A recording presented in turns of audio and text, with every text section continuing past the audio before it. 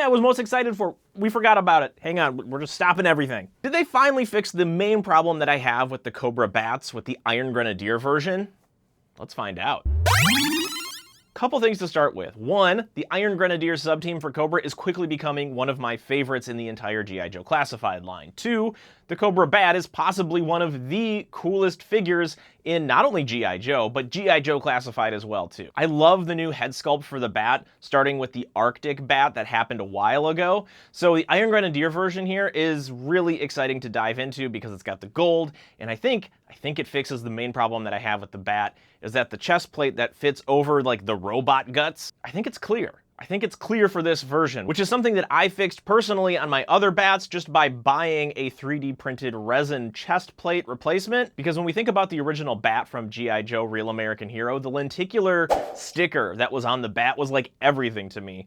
And to hide all of those pieces, those sculpted details behind an opaque plate, was a crime. So what I did is I got a resin 3D printed part, I think from 1 per case, and those have been fantastic, and I've replaced all of them so far. But if we have an injection molded part, well, I think I'm gonna be excited about that. So it's time to unbox our Iron Grenadier BAT, and we will quickly see whether or not the issue that I have with him is fixed, and it is. Hold him up so you can still see him in the blister. There's a lot of great paint detail here, and you can see right here on this side, those are the 2 plates that go over his chest. One looks to be pristine, the other looks to be a little battle damaged. And as much as I want to get those out first, I think we should start with the figure. So here he is. It looks very unchanged from the Arctic BAT, the Crimson BAT, however many other bats are, the plain bat. This looks very, very similar, if not the exact same. The difference, of course, being some of the early versions of the bat didn't have this head sculpt. They had the traditional bat helmet, or I guess head, because it's a robot. It also had a battle-damaged version of it. We don't get a battle-damaged version here. We just get this, it's really cool. Like this head sculpt I love on these bats because it is unique, it is different. It feels like it moves the character towards the classified direction a little more, not slides it back towards the retro side of things. It's very nice. And I'm guessing that the articulation is going to match. The interesting thing is, like, we got some good butterfly joint movement here. I like to see that. We don't get the reciprocal towards the front. It doesn't reach forward. Oh, wow. So we have a really stiff knee joint here. Gonna have to warm that up. It is a little cold. It's winter time, so maybe that's part of the reason. Oh, that is, okay. Almost there. There we go. Clicked it back into place. Gonna have to heat those up, warm those up. That is something to be cognizant of if you're picking up this character. We're gonna have the backpack, and we're gonna load him up with his accessories. Here's the classic looking helmet. The red looks great. There is even a little touch of gold on the side vents near the back of the helmet. Head. We keep saying helmet. It's his head because he's a robot. The sidearm, it is a gold pistol, or at least the top slide is gold. Everything else is just a matte black. I believe this is his flamethrower hand, and I wonder if we can port the flamethrower effect from Torch in this. That would be an interesting thing to try out. If I can remember exactly where I put it in my parts bin, I will try to get that out. Maybe that'll look cool. This is my favorite hand on the bat. These claws, it looks so 80s. And it also looks menacing. It's like a bad guy claw. It's not like a helpful claw. This is one that's gonna get you. And this is one of my new favorite hand accessories. Again, we got this from the Arctic BAT. This is the chainsaw hand. It doesn't have a port for exhaust on the back, which is a little unfortunate, but we do get some nice gold paint around the edges. No weathering, no distressing of the chainsaw blades or anything like that. It's just the chainsaw. Now we have the drill/laser hand that has the port in the front for some blast effects, if you want. And this is where it all comes together. This is the backpack that holds all of your accessories, at least most of them, so that we can load up our character with as much as humanly possible, or I guess as android as possible. Let's port the backpack, and that feels good. It does have a nice solid connection feel. Now I'm going to load him up with all of his other accessories. So here's the bat. He is all loaded up with his accessories. You can see one's missing because I have to hold it in my hand. This is the claw. We have a slightly different peg system when it comes to the Iron Grenadier, or I guess the bat in general. And I know that we've had other hands in the past for characters. I like this system because it feels secure enough, and The play with this is that you'd want to swap out the hands depending on whatever situation these Iron Grenadier bats are coming in. Oh my gosh, we forgot about the chest plate. The thing I was most excited for, we forgot about it. Hang on, we're just stopping everything. We have these two chest plates. The interesting thing about it is that there is a milkiness to the plastic. It's not a completely clear plastic. And I think the reason for that, it looks slightly pearlescent. I think part of the reason for that is because if we remember talking about the original Real American Hero version, it was a lenticular sticker, so that there was some movement when you looked at the original bat. And that's something that those resin 3D printed chest plate replacement parts, and I don't know if this was intentional or not, but it looked like it sort of emulated that lenticular look. You got to put it on the bottom first, and then just kind of lever it towards him that way. And that's what he looks like with the chest piece on. There is not that emulation of the lenticular look, but when we look at it from the side, there is that milkiness that gives it some sort of holographic quality, even though it's not a direct thing when you're looking straight on. But I am curious how the battle damage version looks and also how easy it is to remove this. So we should just be able to reverse our process.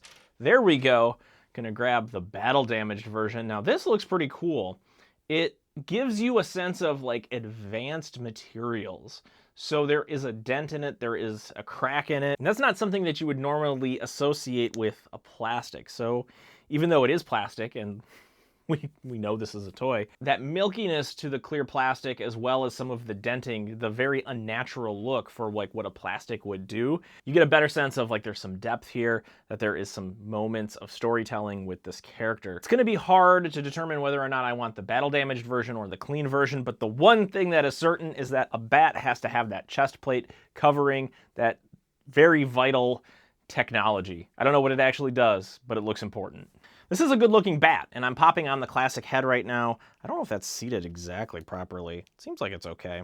I think it's almost seated properly. Again, this is a tight joint, so just like the legs, I might have to heat this up, loosen them up, so that we get some better poses out of him. I'm glad they included the Artic BAT head for this and put it in these Iron Grenadier gold and red colors, because the way that this looks, I'm not entirely sold. It looks very similar to all the other bats out there. And to have those differentiations in the ranks or to show like some upgrades in the technology, I like that. So let's put that other helmet head back on. And for whatever reason, this head fits on better. There was a clear snap.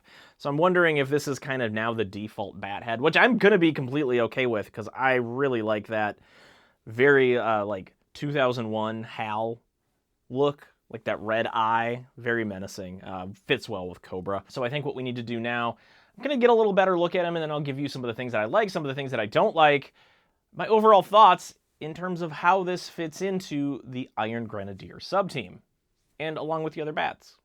Stay tuned. So when we're talking about our Iron Grenadier BAT, one thing is certain, is that it tries to walk the line between giving this bat a slight upgrade by using the same head from the Artic BAT, but also going back to the original classified bats of just being a very traditional yet upgraded, modernized version of the Real American Hero bat. I wouldn't say it's as unique and different as the Artic BAT, which to me is still probably the standout bat, but you can't deny that the other bats, the more classic, traditional looking bats, are great figures in their own right as well. So what sets this Iron Grenadier apart is the fact that it has that chest plate that is see-through, or at least like a milky see-through, and it has some upgraded elements, different accessories that seem to be now standard with your traditional Cobra bat. So overall, like, I really like the style of this. I think it's a perfect blend of the old and new. And we get that really cool Iron Grenadier paint scheme on it. The gold looks phenomenal. I wouldn't say this is like the deepest or the richest gold that I've ever seen on an action figure. It's a little muted from that, but I feel like it works within the military-industrial complex that is the Cobra faction. And putting this bat in the lineup of the other Iron Grenadiers, so I would say this is more closely aligned with the Iron Grenadier than it is with Metalhead, who was the first Iron Grenadier in the entire sub-team. But visually, cohesively, all together, they look great. And the more that we have these troop builders, so the Iron Grenadier and the Bat, go along with Metalhead, it does give you a sense that the named character, or at least the non-troop builder character within this Cobra sub-team, does feel a little more special because he stands out from the others. So more Iron Grenadiers, please. Now, a couple things that I would have liked to have seen changed is maybe swap out some of the arm accessories to give it more of an Iron Grenadier feel. When I think of the Iron Grenadier sub-team itself, I think of like heavy weaponry, lots of weaponry, rockets, missiles, things like that. With the BAT, I'm getting more of a classic feel. I think the loadout that it comes with is good, it's fine, but I think there could have been just like 1 or 2 additions swapped in and out from the accessory kit that we got to more closely marry it to the sub-team. But really, that's the only criticism that I have for our Iron Grenadier BAT. This is a very well-tread character. It's a known quantity. Everything feels good with it. The Iron Grenadier ranks are filling out very nicely. I'm very excited for that. And if you want to know more about GI Joe Classified as it happens, well, I talk a lot about GI Joe Classified. I also talk a lot about collectibles, action figures, all that kind of stuff, in addition to blasters. So anything action toy related, you can stay tuned here on the Ri-Fi channel. And to stay tuned, you got to hit that subscribe button. So that's all I know about the Iron Grenadier BAT. Thank you so much for watching. We'll see you next time.